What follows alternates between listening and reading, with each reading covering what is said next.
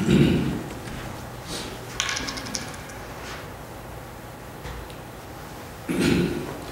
want to talk to you tonight about the minor prophets, specifically the prophet Malachi. I want to talk to you about the call God had on his life, the obedience that he gave God, and the message that God used and carried through him.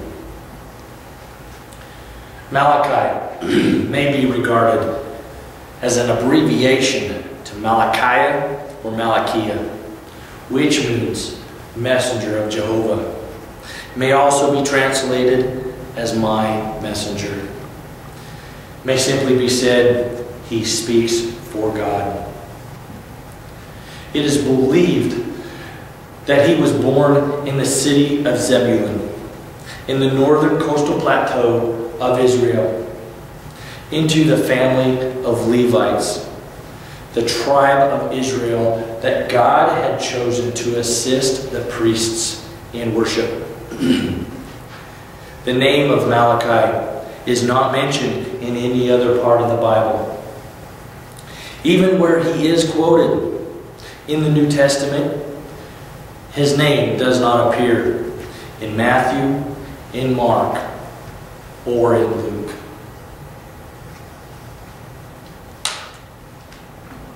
Personal laugh theory for me. Malachi could have also added to the Hawaiian language. Melakalikimaka means Merry Christmas in Hawaiian. I've got Hawaiian relatives. This just kind of hit me, and it was just kind of a funny thing I wanted to throw in and share with y'all.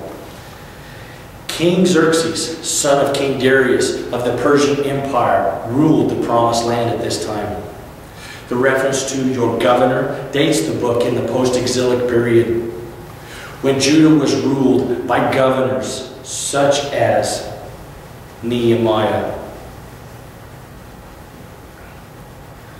The prophet's concerns mirror those of Nehemiah's, suggesting that Malachi prophesied to the people while Nehemiah left the city for several years, beginning in 432 BC.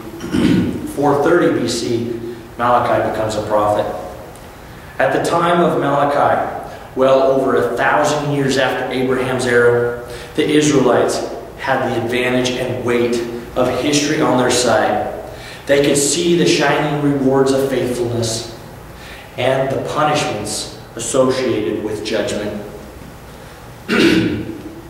Malachi delivered his message of judgment to the Judean audience, familiar with worship at the temple in Jerusalem.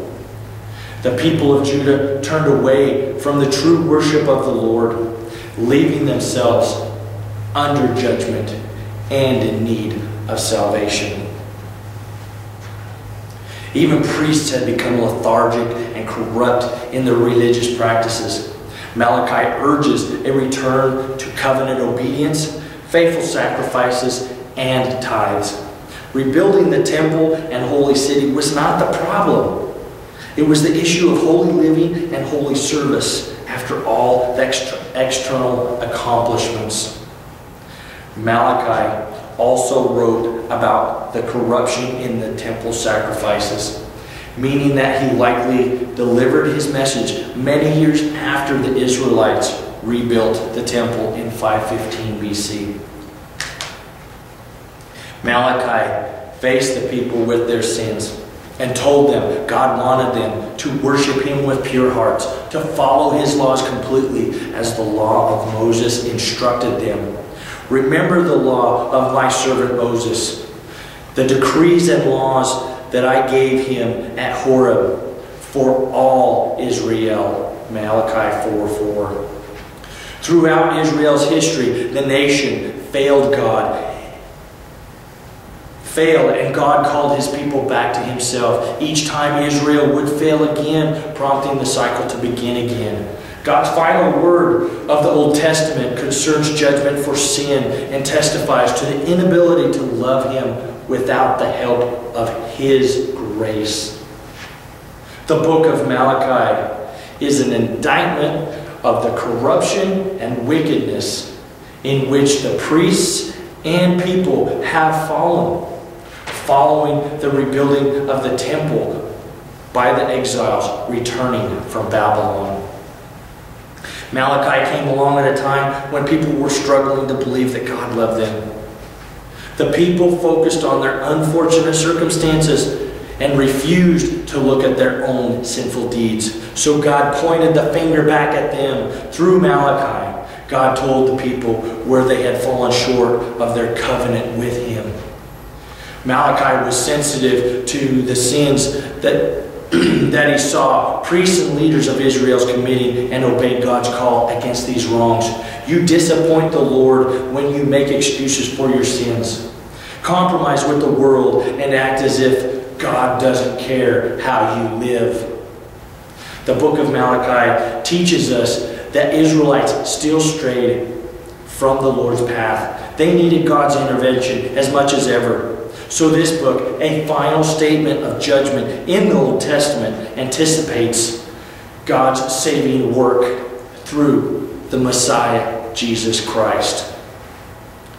Malachi, though dead, yet speaks to the modern world about the need to bring performance in line with profession. His message, therefore, is current, especially in the light of the coming of the one of whom he so eloquently spoke. Do you struggle with following God consistently? Malachi's call prompts us to live faithfully before God and offers hope that God is not through with extending mercy to His people. How can we best be faithful to the covenant promises God has made with us? Malachi urges us to avoid complacency and strive constantly to be faithful. His message urges us today to restore our dedication and faithfulness as we await the coming day of the Lord. This is my site page. I appreciate the opportunity for this sermon, and have a good evening. Thank you.